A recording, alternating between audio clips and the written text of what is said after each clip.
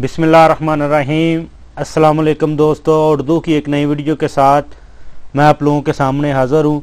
दोस्तों, आज की वीडियो में मैं आप लोगों को बताऊंगा कि अगर आप सऊदी अरब में रह रहे हैं और किसी भी कंपनी में काम कर रहे हैं और आपको वो कंपनी या आपका कफ़ील तनख्वाह लेट दे रहा है, तो उसके ऊपर सऊदी हुकूमत एक नया कानून लेके आ रही है जिसमें आप लोगों के लिए एक खुशखबरी है, या वो आपका इकामा जो है वो लेट बना रही है। क्योंकि काफ़ी ज़्यादा लोग ये सवाल कर रहे थे कि हमारा इकामा बना ही नहीं है, या हमारा इकामा जो एक्सपायर हो गया और कफ़ील या कंपनी रिन्यू नहीं करा के दे रही, कह रहे हैं कि थोड़ी देर ठहर जाओ, थोड़ी देर ठहर जाओ।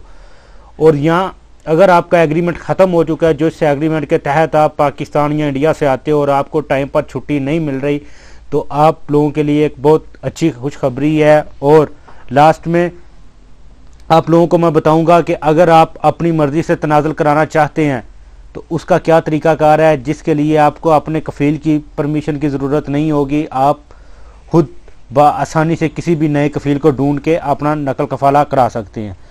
तो आज इन तीनों मौजू के ऊपर डिटेल से बात होगी। तो जिन दोस्तों ने अभी तक मेरा channel mix video tube subscribe नहीं किया, आपको मेरे चैनल पे एक लाल रंग का बटन नज़र आएगा, आप इसके ऊपर क्लिक करके मेरे चैनल को सब्सक्राइब कर सकते हैं। तो चले स्टार्ट करते हैं।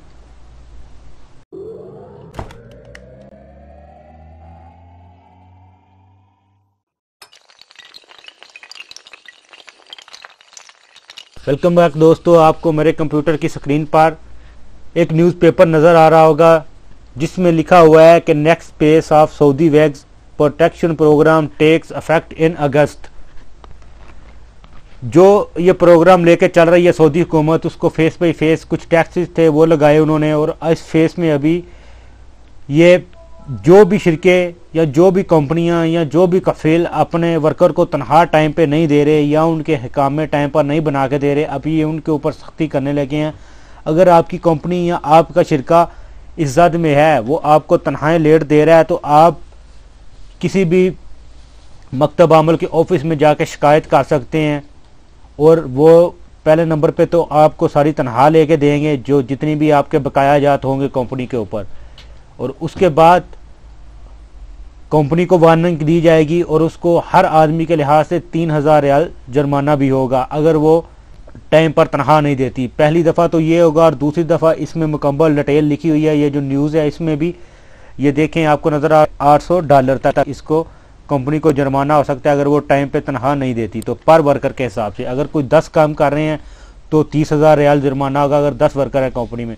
और सेकंड स्टेप में फिर भी कंपनी ऐसा करती है तो फिर कंपनी को जुर्माना तो होगा, उसके साथ उसके जो इलेक्ट्रॉनिक्स जो उसका कंप्यूटर है जिसमें वो मुख्तलिफ अपने वर्कर के इकामे तजदीद करती है या और उसमें मुख्तलिफ कंपनी के काम होते हैं, उसको कंप्यूटर को बिल्कुल बंद कर दिया जाएगा। मिसाल के तौर पे जो शिरका रेड होता है फिर उसको उस कैटेगरी में कर दिया जाएगा।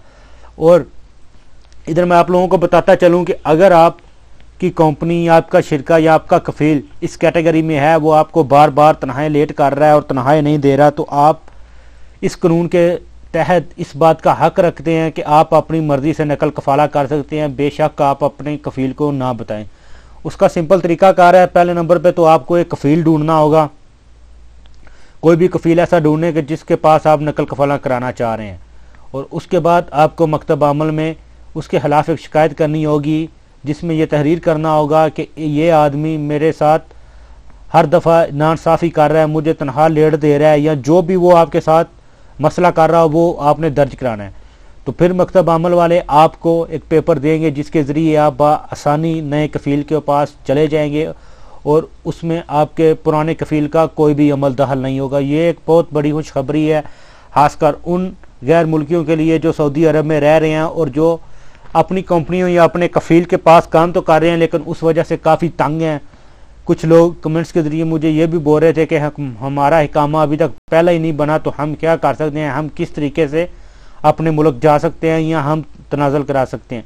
तो इस कानून के तहत अगर आप लोग खरूज पर जाना चाह रहे हैं तो आप खरूज पर भी जा सकते हैं, और अगर आप तनाज़ुल कराना चाह रहे हैं तो आप तनाज़ुल भी करा सकते हैं।